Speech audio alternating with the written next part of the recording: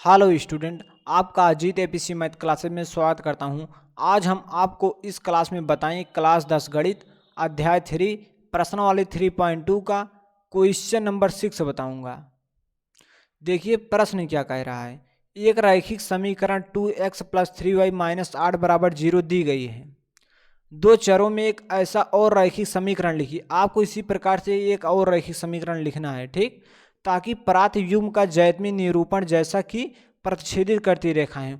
आपको जो दूसरा समीकरण लिखना है यह है आपका पहला समीकरण है, तो इसमें आपको a1 का मान 2 हो जाएगा, a2 b1 का मान 3 हो जाएगा और c1 का मान -8 हो जाएगा, ठीक। और जो आपको दूसरा समीकरण लिखना है वहां से आपको मिलेगा a2 का मान, b2 का मान, c2 का मान, ठीक। जब आपको वहां से मान ज्ञात कर, जब आप समीकरण लिख देंगे तो आपको वहां से मान मिलेगा, तो आपको यहां से ज्ञात करना होगा a1/a2 b1/b2। तो प्रच्छेदित करती रेखाओं के लिए a1/a2 बराबर नहीं होता है b1/b2 होना चाहिए। इस प्रकार से आपको समीकरण लिखना होगा। तो हम चलते हैं बोर्ड पर और आपको एकदम विस्तार तरीके से समझाते हैं। आपको दिक्कत लेने की कोई समस्या नहीं आएगी। चलते हैं। देखिए सबसे पहले आपको लिखना है हल।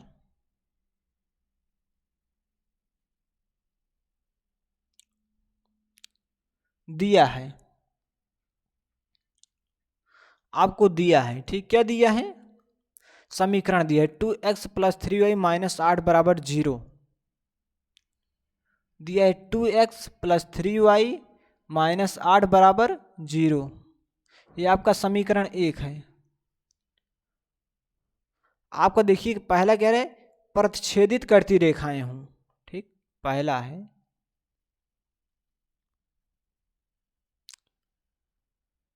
प्रतिच्छेदित करती रेखाएं हो, प्रतिच्छेदित करती रेखाएं हों। आपको ऐसा समीकरण 2 को लिखना है जाना कि हम a1/a2 और b1/b2 ज्ञात करें, तो a1/a2 बराबर न हो b1/b2, क्योंकि प्रच्छेदित करती रेखाओं के लिए होता है, हम लिख देते हैं, इसके लिए होता है a1/a2 बराबर नहीं हो b1/b2, ठीक। इस प्रकार से आपको समीकरण लिखना है जाना a1/a2 बराबर न हो b1/b2। तो हम लिख देते हैं अतः दूसरा समीकरण, अतः दूसरा रैखिक समीकरण,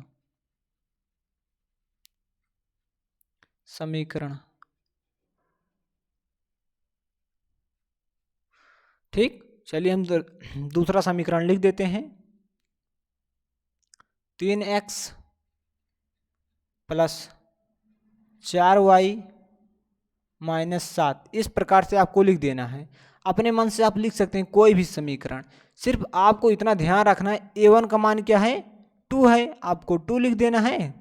और a2 का मान यहाँ 3 मैंने लिख दिया, बराबर ना ही होना चाहिए। देखिए बराबर यहाँ क्या है, a1 का मान, b1 का मान क्या है 3 है और b2 का मान 4। देखिए दोनों का मान बराबर नहीं है, मतलब हमारा समीकरण जो मैंने लिखा है दूसरा समीकरण एकदम सही है इस क्वेश्चन के लिए, ठीक। अतः दूसरा रैखिक समीकरण 3x + 4y - 7 = 0 है। यहाँ आप लिख सकते हैं यही अभिष्ट हल है, यही अभिष्ट हल है। हम समझते हैं कि आपको पहला क्वेश्चन समझ में आ गया होगा। आपको दूसरा समीकरण ऐसा लिखना है कि जाना a1/a2 क्या है, a1/a2 हम ज्ञात करें और b1/b2 ज्ञात करें, दोनों का मान बराबर ना हो, ठीक। आपको दूसरा समीकरण ऐसे लिखना है। यदि आप भाई क्या है, यदि आप यहाँ भी x के स्थान पर क्या रख देते, 4 रख देते, थोड़ी देर का मानिए, यदि आप x के स्थान पर अभी यहाँ 4 रख देते, 4x लिख देते और यहाँ क्या रख देते, 6y रख देते और बराबर क्या रख देते, 7 रख देते, तो ये आपका गलत हो जाता। जब हम इस समीकरण से तुलना करें देखिए क्या आएगा अभी, तो आ जाएगा हमारा 2/4, ठीक, बराबर क्या आ जाएगा 3/6। अब हम इसे सॉल्व करते हैं तो 1/2 आ जाएगा। इसे भी सॉल्व करेंगे तो 3 एकम 3, 3 दूनी 6, 1/2 आ गया ना। दोनों का मान तो बराबर हो गए, बराबर नहीं है, बिल्कुल नहीं है ना। तो इस प्रकार से आपको समीकरण नहीं लिखना है, समीकरण आपको इस प्रकार से लिखना है। हम समझते हैं कि आपको पहला क्वेश्चन समझ में आ गया है। इसको फॉलो करना चाहिए, A1/A2 बराबर नहीं होना चाहिए B1/B2। ठीक, इस कंडीशन को फॉलो करना चाहिए। चलते हैं दूसरे क्वेश्चन को सॉल्व करते हैं। दूसरा क्वेश्चन क्या कह रहा है, समांतर रेखाएं हों। अब देखिए इसके लिए आपको एग्जाम्पल देना है। समांतर रेखाएं हों। अब समांतर रेखाएं हों, अब समांतर रेखाओं के लिए क्या होता है, होता है A1/A2 बराबर हो B1/B2 बराबर नहीं हो C1/C2। इस कंडीशन को फॉलो करना चाहिए। आपको दिया है समीकरण 1, क्या दिया है समीकरण 1 आपको दिया है, समीकरण 1 आपको दिया है 2x + 3y - 8 = 0 आपको दिया है। आप यहाँ भी लिख लीजिए 2x + 3y - 8 = 0 आपको दिया है। ये आपका समीकरण 1 है और आपको समीकरण 2 लिखना है। ठीक, चलिए हम समीकरण 2 को लिख देते हैं। अतः अभिष्ट, आप लिख सकते हैं अतः दूसरा रैखिक समीकरण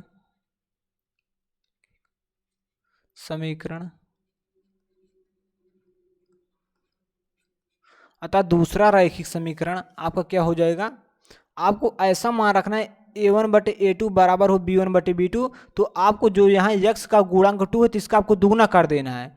मतलब यहाँ 2 है तो आपको यहाँ 4 लिख देना है। ठीक, 4x, यहाँ प्लस है तो यहाँ भी आपको प्लस लगा देना है। यहाँ 3y तो आपको इसका दुगना कर देना है, 3 दूनी 6y आ जाएगा। यहाँ 8 है तो यहाँ बराबर नहीं होना चाहिए, यहाँ 8 है तो यहाँ आप 9 लिख दीजिए, तभी तो बराबर नहीं होगा, बराबर नहीं है। अतः दूसरा रैखिक समीकरण 4x + 6y - 9 = 0।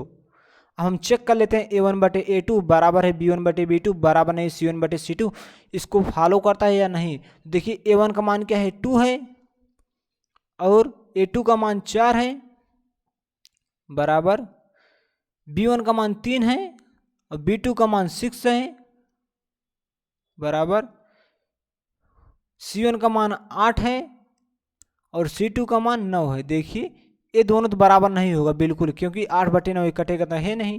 अब हम इसे सॉल्व करेंगे तो यहाँ आ जाएगा 1/2। हम इसे सॉल्व करेंगे 3 एकम 3, 3 दूनी 6 आ जाएगा 1/2 बराबर नहीं है 8/9।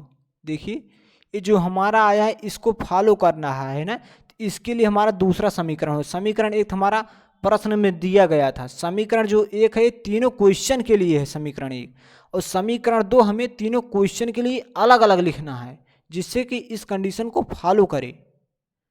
हम चलते हैं तीसरे क्वेश्चन को सॉल्व करते हैं। अब तीसरा क्वेश्चन क्या है, तीसरा क्वेश्चन क्या कह रहा है, संपाती रेखाएं हों। चलिए आपको यहां लिख देना है, तीसरा क्वेश्चन है संपाती रेखाएं हों।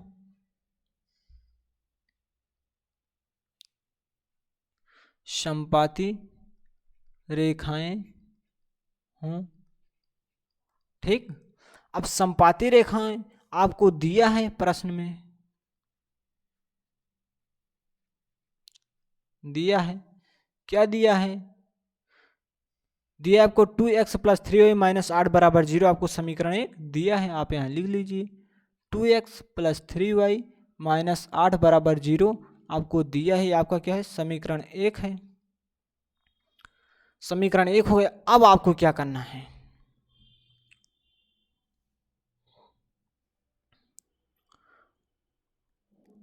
और संपाती रेखाओं के लिए क्या होता है,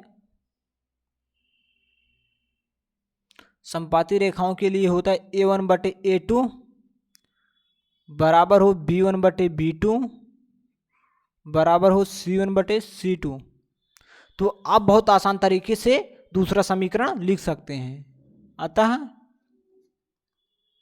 दूसरा समीकरण, अतः दूसरा रैखिक समीकरण, ठीक, अतः दूसरा रैखिक समीकरण, अतः दूसरा रैखिक समीकरण, आपका दूसरा रैखिक समीकरण क्या करना है, इसका दुगना कर देना है, इस समीकरण में 2 से गुणा करा देना है, वही आपका दूसरा समीकरण हो जाएगा। तो यहाँ देखिए 2x है ना, तो आपको यहाँ लिख देना है 4x, यहाँ क्या है 6, इसमें 2 से गुणा करा देना, इसमें भी 2 से, 2 दूना 4x, इसमें 2 से गुणा कराएंगे 6y आ जाएगा, ठीक। और यहाँ हम 2 से गुणा कराएंगे तो यहाँ 16 आ जाएगा, बराबर आपको 0 लिख देना है, ठीक। अतः दूसरा रैखिक समीकरण 4x + 6y - 16 बराबर 0 है। अब देखते हैं इस कंडीशन को फॉलो करता है।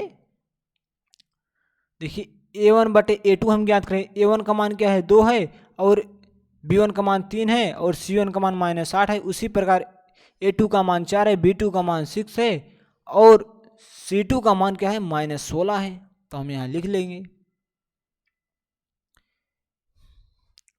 2/4 बराबर 6/3 बराबर -8/16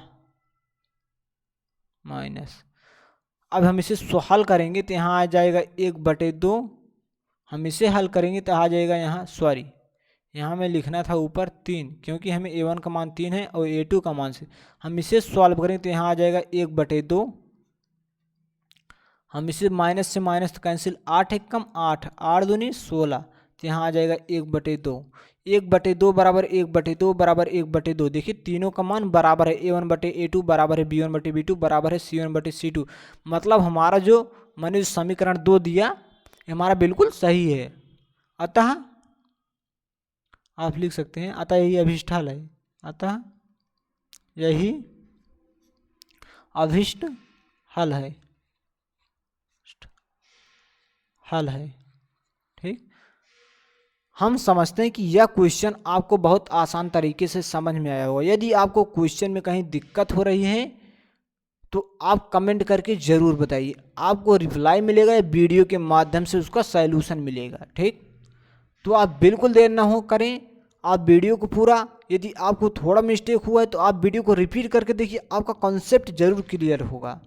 आप वीडियो को रिपीट करके देखिए, ठीक, जिससे कि आपका प्रत्येक कॉन्सेप्ट क्लियर हो जाए। तो हम आपको बता दें किस प्रकार से आप हमारी वीडियो को देख सकते हैं।